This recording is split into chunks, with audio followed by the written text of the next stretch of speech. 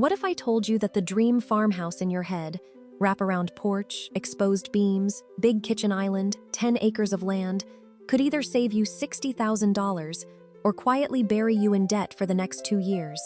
Same dream, two completely different price tags, and almost nobody tells you the real numbers until they're already knee-deep in mud, permits, and change orders.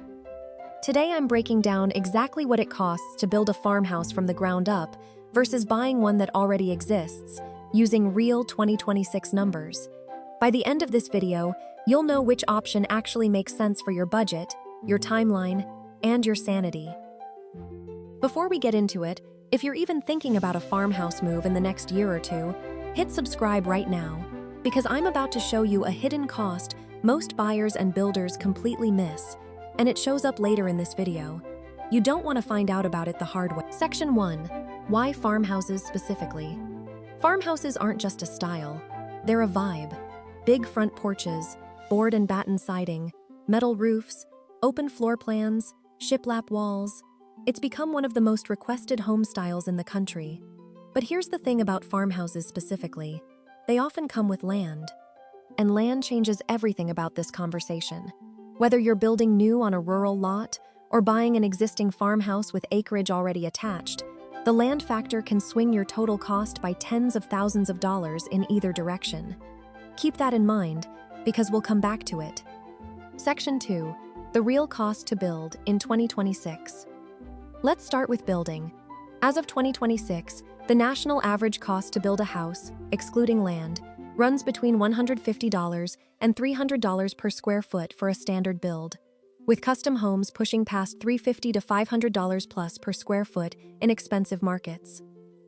For a typical 2,000 square foot farmhouse, most homeowners are landing somewhere between $300,000 and $500,000 in pure construction costs. The national average for a 2,000 square foot build sits right around $323,000, and that number does not include land, septic, well, or a long driveway, all of which are very common on farmhouse properties. Here's where it gets specific to farmhouse style. That wraparound porch you're picturing? Decks and porches run $10 to $30 per square foot just by themselves.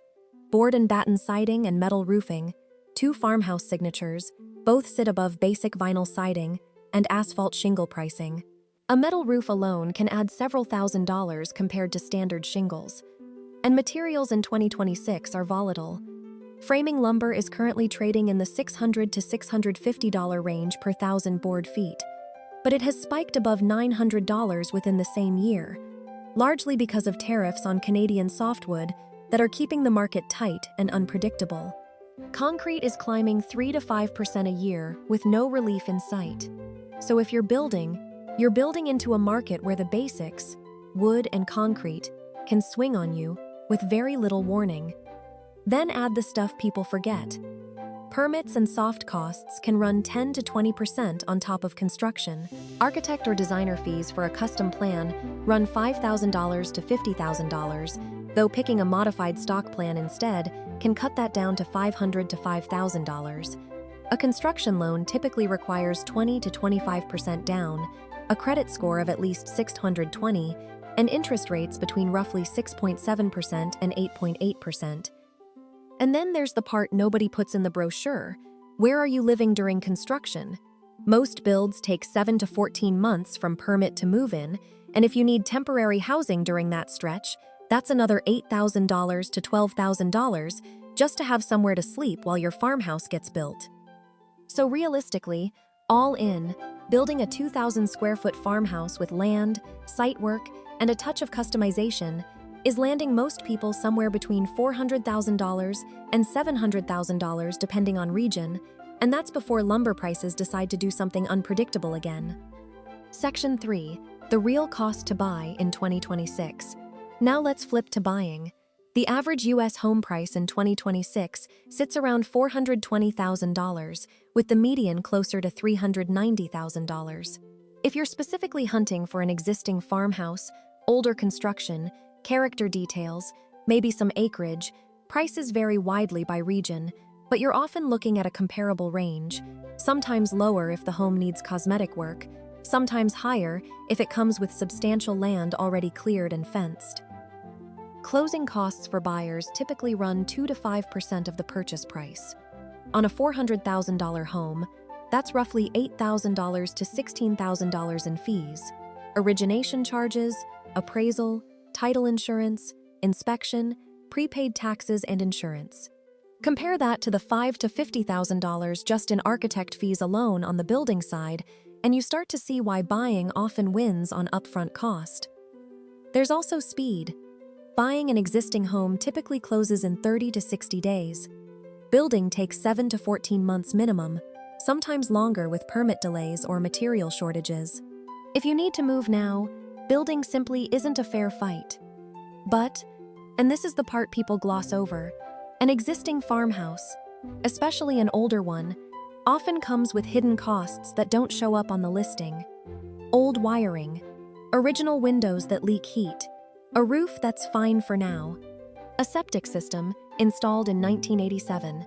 These homes have character because they're old, and old systems eventually need replacing. Renovation costs on an older farmhouse can add $20,000 to $100,000 or more, depending on what's behind the walls, and you usually don't know the full extent until you're already living there. So while buying wins on speed and upfront price, building wins on knowing exactly what you're getting: new wiring, new plumbing, a warranty, and zero surprises behind the drywall. Section 4. Head-to-head numbers. Let's put this side by side, using 2026 averages for a 2,000 square foot home. Building new, roughly $300,000 to $500,000 in construction costs alone, plus land, permits, soft costs, and temporary housing. Realistically, $400,000 to $700,000 or more, all in. Timeline, 7 to 14 months. You get brand new everything, full customization, and a builder's warranty. Buying existing, roughly $390,000 to $450,000 for a comparable home, plus $8,000 to $16,000 in closing costs. Call it $400,000 to $470,000 all in for a similar size. Timeline, 30 to 60 days. You get instant move-in, established landscaping, and zero construction risk, but you inherit whatever condition the home is actually in. Multiple housing analysts in 2026 put buying existing at roughly 5 to 10% cheaper than building new once you factor in everything: land, fees, financing, and time. That tracks with what we just walked through. But that 5 to 10% gap can vanish or flip completely the moment you account for renovation costs on an older property or a builder who can get a great deal on land in a rural area. Section 5. The hidden cost nobody talks about. Remember what I promised you earlier? Here it is. It's land-related infrastructure. When you build a true farmhouse out in a rural area, you're not just paying for the house. You're often paying for a well, a septic system, and sometimes running power lines or extending a driveway hundreds of feet to reach the road. A well alone can run several $1,000s. Septic systems can run 5 figures depending on soil conditions, and a failed soil test can force you into a much more expensive engineered system. None of that shows up in a generic cost per square foot number, because that number almost always assumes you're already hooked up to city utilities. This is exactly why 2 farmhouses that look identical on paper, same square footage, same finishes, can differ by $50,000 or more once you add up what's actually underground. If you're seriously building, get a site evaluation before you fall in love with a piece of land. It will save you from a very expensive surprise. Section 6. So, which one should you choose? Here's the honest breakdown. Build if you want full control over layout and finishes, you're not in a rush, you have a flexible budget for the inevitable overages. Experts recommend adding 15 to 20% as a contingency, and you can secure land that already has utilities nearby. Buy if you want to move in fast, you want a more predictable upfront cost, you're comfortable budgeting for gradual renovations over time, and you'd rather inherit some character and some quirks than start from a blank lot.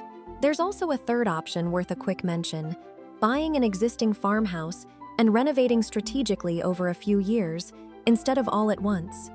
This spreads your cost out, lets you live in the home while you upgrade it, and often ends up cheaper than either extreme, though it does mean living through some dust and noise along the way. At the end of the day, the right answer isn't universal.